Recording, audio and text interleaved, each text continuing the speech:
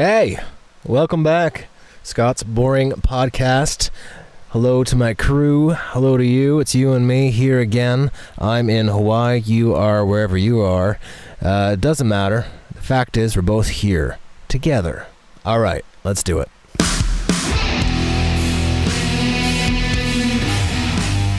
So, let's talk about what's going on with me. All right, we'll get to you in a little bit. Let's focus on me right now. What's been happening? Well, I'll tell you what's been happening, man, is I have been eating well. My wife, Karina, gets on these diets time to time, which means I get on these diets time to time. Some are better than others. I gotta tell you, this last one has been pretty good. I've been enjoying it. It is called... what the fuck is it called? It's called The Liver Cleanse. It's a book, an expensive book, and so you learn all about healthy eating and whatever. And essentially it's 9 days of eating salads and steamed asparagus and Brussels sprouts and a lot of apples and juicing celery. You know, of course you're going to feel good after 9 days of doing that. Sometimes I think it's more about what you're not doing, you know. Like, I'm not drinking 6 beers a night and eating a bag of chips and then having a pint of ice cream. Not that I was doing that all the time. Maybe I was. We're not going to get into that. But I haven't for the past 9 days, and I've been doing this, and I'm on day 9 right now. Last day. I feel like this is the last day of rehab. You know, like that scene in the movie where, well, the first part of this scene is when they're going into the rehab looking like shit and not wanting to go. Their family's like, you gotta go. I say, okay, I'll go. And then some time passes, and just like a montage of them like trying hard and hard, and that's just me eating apples and eating a steaming asparagus for my montage. But back to this scene, and then the last scene is walking out of to the lobby and out of that rehab. So that's the scene I'm in today. Is last day of rehab. That's what it feels like it's been, in a way, because it's been hard, and it's been hard in a way, you know. In some ways it hasn't, but and I've been questioning it. But I gotta tell you, man, I'm feeling great.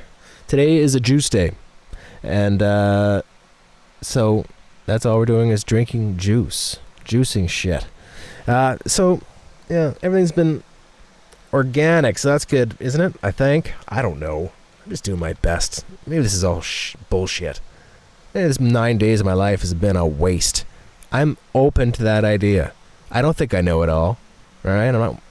I think I'm the only person on the planet that might admit that. I have no fucking clue what I'm doing. But I'm trying. You know? I'm trying. You know what bothers me about the organic stuff? All right, like organic apples especially, because I'm an apple guy. I love apple. My favorite time of day is my midday eating an apple. Anyway, but I tend to get the organic ones, not always. But lately I have. You know what bugs me about organic stuff? More than anything, I'll tell you what it is the stickers. And they put so many of them. I don't know why it is. And I questioned, you know, the adhesive they use for the stickers. The stickers that say organic, you know. And then they have like 3 of them on one apple. And then there's a sticker that says it's a Fuji or whatever it is. And they're really hard to get off. I just want to rinse the apple, you know, dry it off and eat it. Best time of the day. But these organic dickheads are putting like commercial grade stickers on there. By the time you peel off all these stickers, like half the apple is shredded to nothing.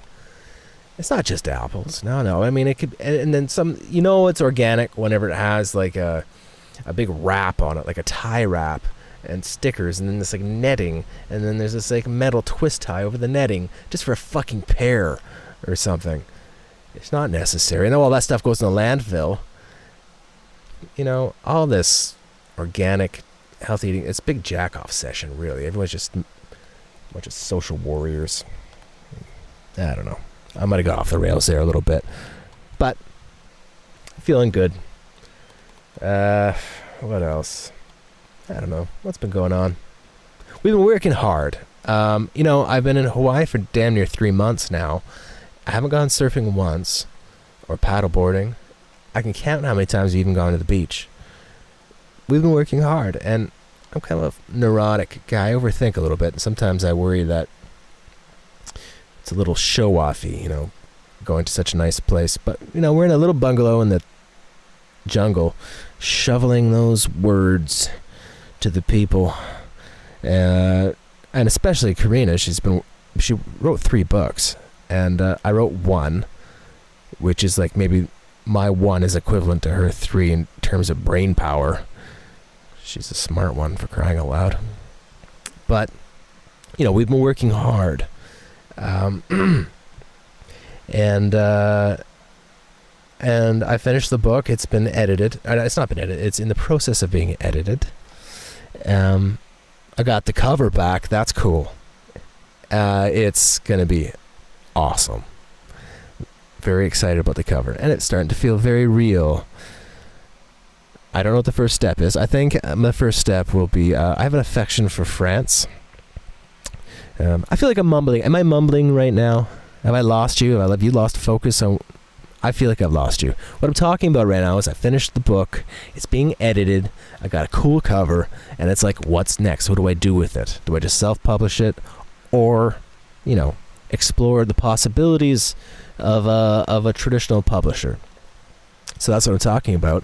And I have an affection for France. And, foreign deals are interesting. And I met some nice people over there. So I think that's going to be step 1, is to reach out to them, give it to them and say, hey, we seem to like each other. I have this. We have a relationship. So let's talk. Are you interested? Yes, great. No, okay, but I thought I owed it to you to go to you first, because you've been very nice to me, France, and I think this could be the beginning of something great. All right, moving on. So Rocked Up is published in Italy. That's a book I wrote with Karina, and I just got a cover sent to me by the publisher, and that was fun. Things like that give you some inspiration, right? And holy fuck, do I ever need it. Because I'm working on the next book. I can't just sit here and bask in the fact that I wrote a book that hasn't even been released yet. God knows when it will. I think late spring, but we'll see. But no, I'm soldiering on and starting a new one. And I'm going to talk about it a little bit. I'm going to break a rule, because if you don't know, I have a rule that you shouldn't talk about your goals too much. Why? I'll tell you why.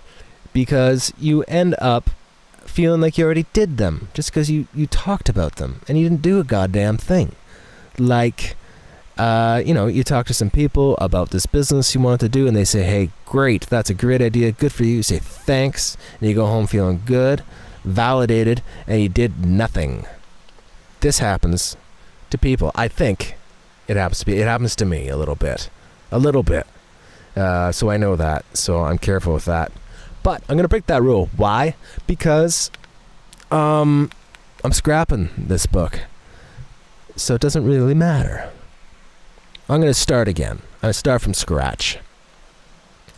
Here's what happened. I've written 10,000 words, about 10,000 words anyway.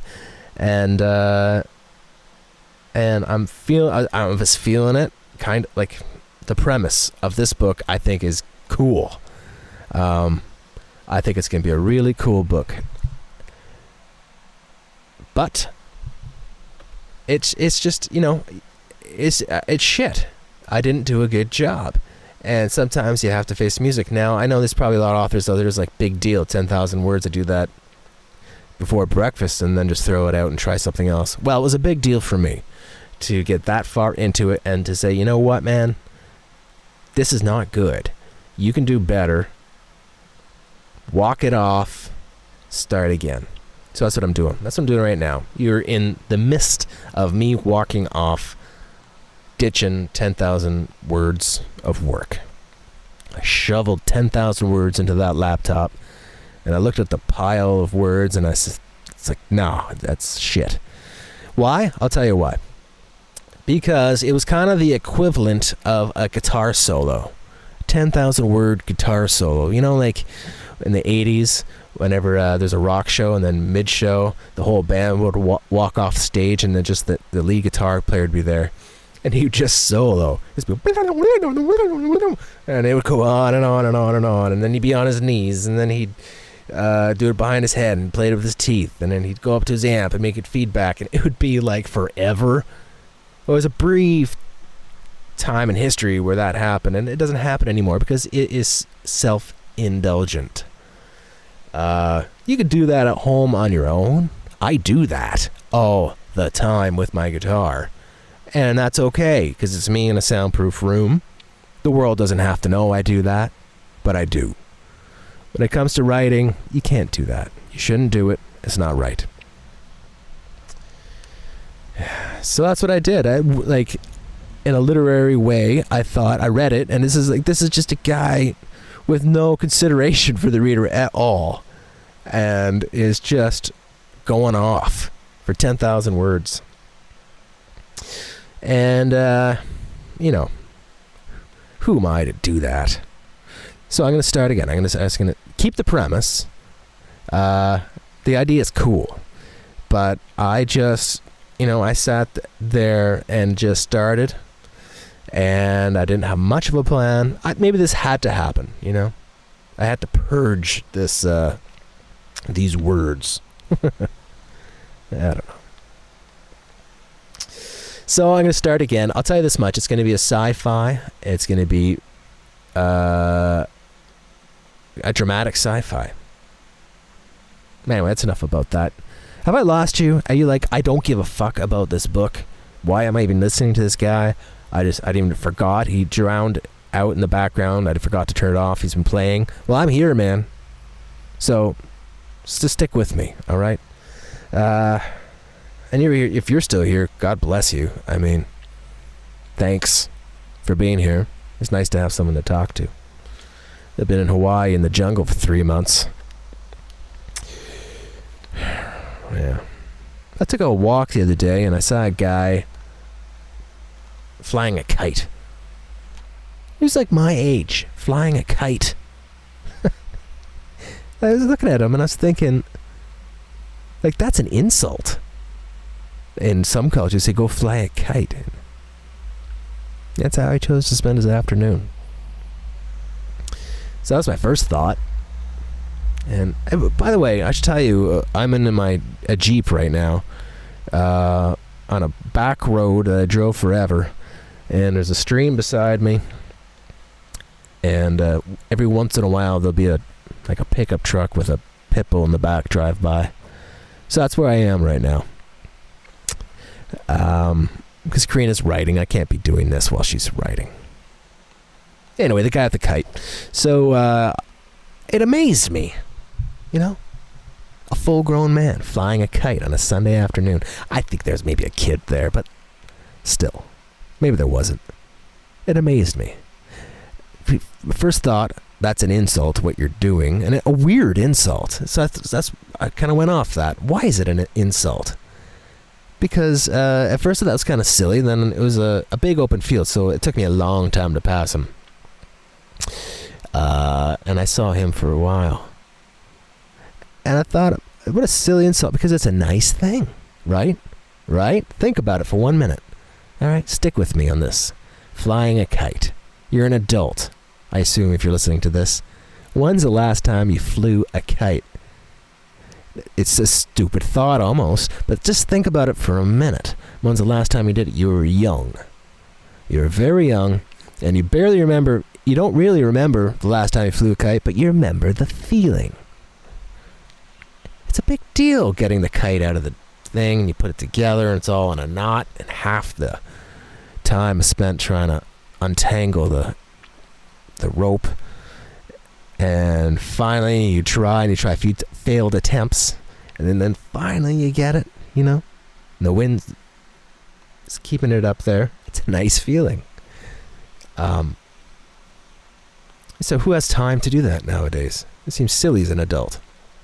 For some reason, it reminded me of a TED Talk I saw. It was a guy on a piano, and he was one of those guys I think that does corporate talks. Really charismatic, eccentric, older dude. And he played the piano, he'd talk, play the piano, and his thing was, when you are doing something, you should do it like this. And he played a really simple thing in the piano, but he said, look what I'm doing. He only had one butt cheek on the stool that he's sitting on. So whatever you're doing, you should be playing the piano, never sitting flat. You should always be kind of hovering, you know? And he's saying this something slow and simple. Your eyes should be closed, and you should have one butt cheek on the stool, and you should be kind of hovering. And as adults, I think we forget how to do that.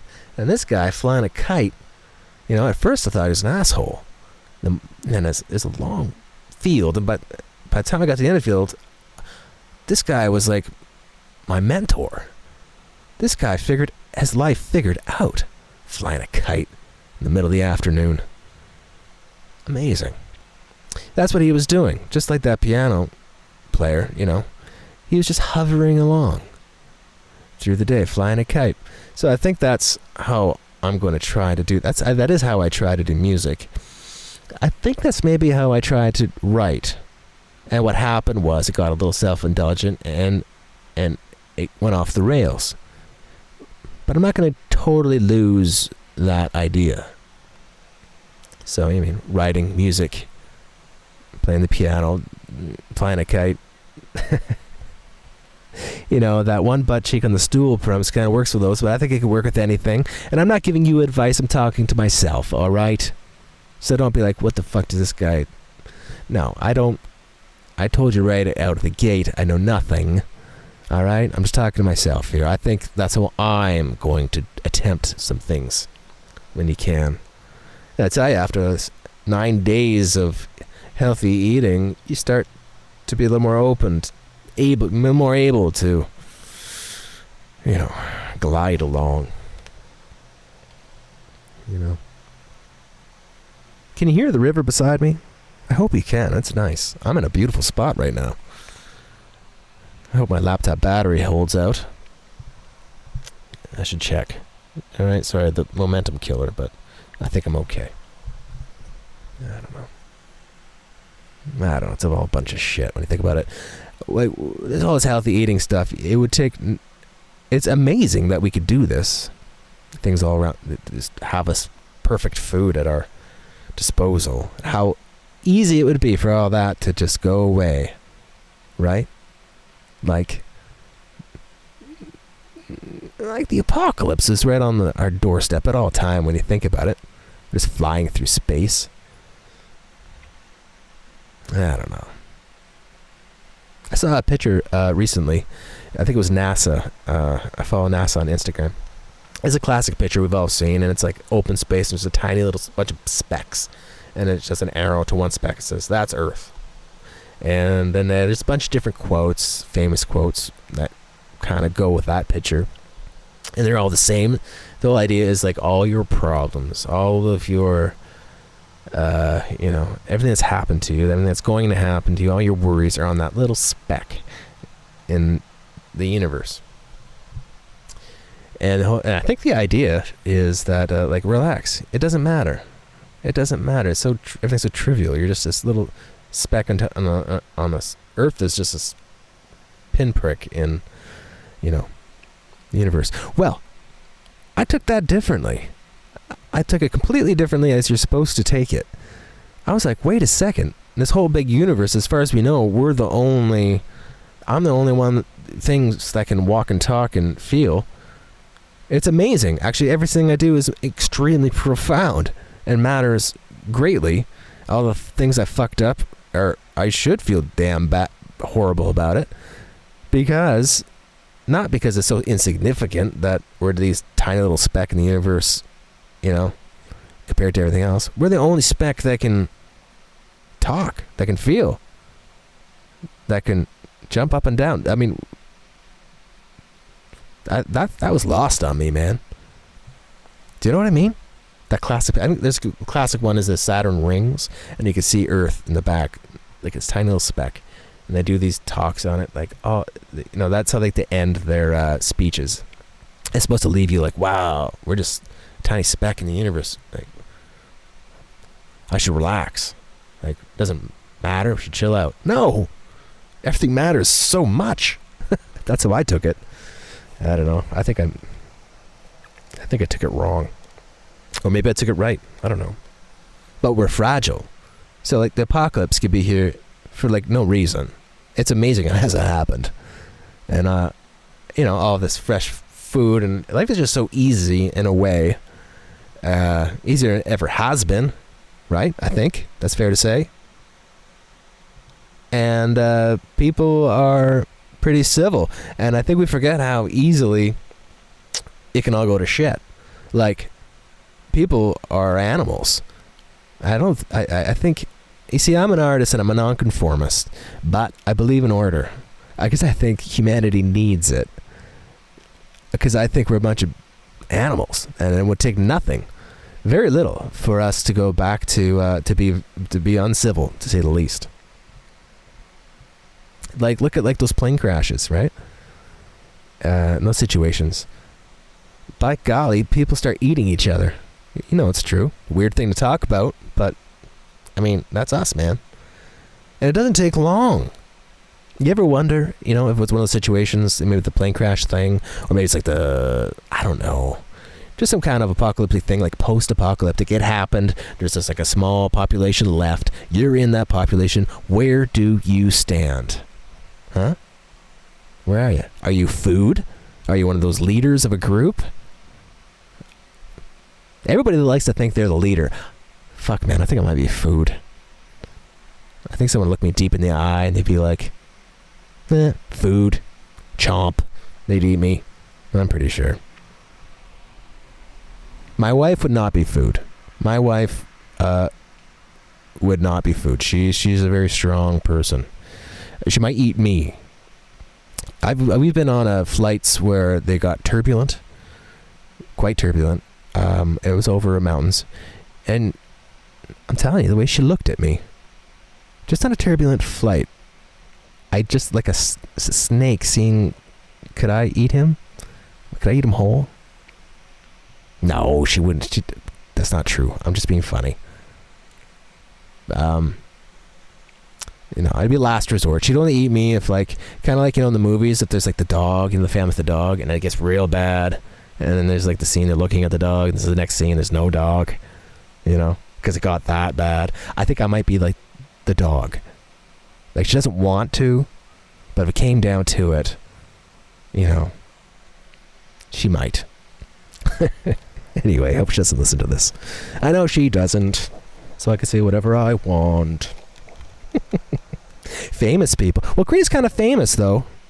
I don't know if you know that. My wife's kind of a big deal. Who isn't famous nowadays, though, for crying out loud? But she's not like super famous, but in her industry. But famous people, like, imagine post-apocalyptic. You know, it's no food and people are eating each other. That's what I'm talking about. All right, it's trying to make that funny, but just stick with me. Famous people. If there's some famous people left, and there probably would be. There'd probably be a lot of them, because they have the bunkers and stuff to survive the first thing. I think they would not do well, because there'd be some resentment, you know, and there'd be like bragging rights. Like, you know, imagine you're like, you know, there's no electricity or anything, and like a fire, and you're like, everyone's all frail, you barely ever eat, and imagine you had like a dinner party and you served Mel Gibson. Think about it. You'd be the talk of the town. I mean, people would want to eat famous people, I think. You know, I think they'd want to eat them more than normal people. Like, if I served Mel Gibson, I think people would, like, you could taste the racism. I bet. I wonder if you could taste racism. I don't know. I think it'd be bad to be famous. I think they would be food. I think the leaders would be, the meek inherit the earth thing, yeah, whatever. But something like that. I think like the leadership would change pretty quick, and it wouldn't be a good thing to be Mel Gibson, I tell you. I'll wrap it up soon. All right. Thanks for hanging out this long. I don't know. I guess I'm a little homesick. That's not crazy. I'm in Hawaii, beautiful Hawaii, but I get homesick. I always do. I'm kind of a homebody. Sometimes I think paradise is home in your chair. You know what I'm saying? I got this cool studio at home. I miss home. I'm allowed to miss home. You can't be like, fuck you, you're in Hawaii. No, I'm homesick, all right? I'll say it. I love my home. And I'm looking forward to going back there. So we're here for another week or so. I'm going to go to Oahu, meet some high school buddies, my buddy Kev, my buddy Nick.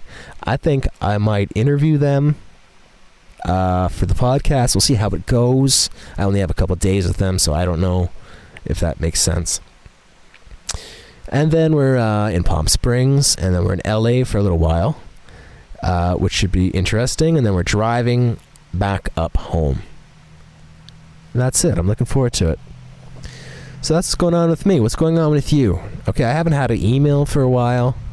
The couple people that have emailed me, I won't call you out right now, but I just want to say thank you because it's fun. It makes me realize I'm not talking to nobody. Somebody's listening. Other than like my best high school friend and my aunt. Message me, please. Scott McKenzie 323@gmail.com. That's Scott MacKenzie 323@gmail.com. Just let me know. Say, hey, I was listening to you. This is who I am. This is what I do. Right? That's what we do. We talk back and forth. So please do. I want to hear from you. The book coming is called Straight Up Romance, the one that's done, the one I'm really excited about. Genuinely excited about. Straight Up Romance. So look out for it. I have an album that's finished that is being mastered right now that I think now it's going to be called A Romantic Obsession with the Dark. The music thing is basically a hobby. Right? It is a hobby because I don't really make money off of it. So the definition of a professional is when you make money. And, I love it. I'm going to continue doing it. I have an album coming out. We'll talk about that more another time. I don't know. I think I'm going to love you and leave you. I'm going to play out a song. It's the last song of the album, my first album. So I think this series of podcasts will conclude, and we're going to move on to something else. Because if you've been with me, I've been playing a song off the album at the end of every podcast. And that's what we're going to do now. I'm not going to talk the lyrics out. I'm not going to talk much about it. I'll just say that it tends to be it's my favorite one to play. I think it's my favorite song off the album. And I don't know what I want to say about it. I think what I'll say is that right now in the world there seems to be a little bit of meanness, you know what I mean? A little nastiness. I guess there always was. But there's a little bit of nastiness out there. And I'm looking forward to a little shift in that. Hope that changes. Right? Because we're just a little speck in space. And it matters. Okay. It means a lot that you listen to this. It really does. I hope I hear from you. And if I don't, that's okay too. You don't have to message me. My name is Scott. This has been Scott's Boring Podcast. And this song you're about to hear that has a bit of it's a dark song about the darkness. I think that's in our world right now that I hope disappears. But it's here now. Let's not deny it. The song is called Fangs. I hope you like it. Say it's wrong when you're saving babies. Well, it's always been this way.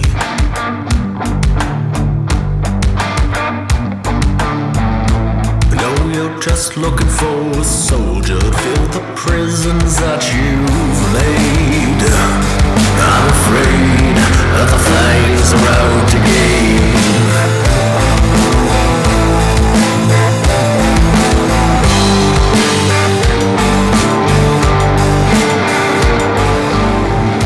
Sent them back across the ocean, future kings advised against.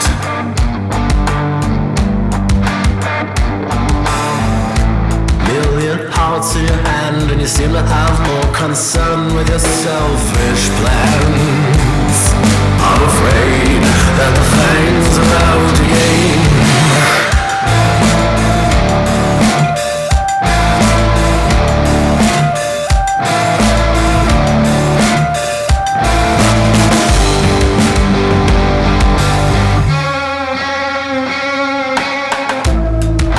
See how you treat your lady. Won't take her arm when you leave her at the door. Make a move, look like a Joe. Says a lot about a man I'm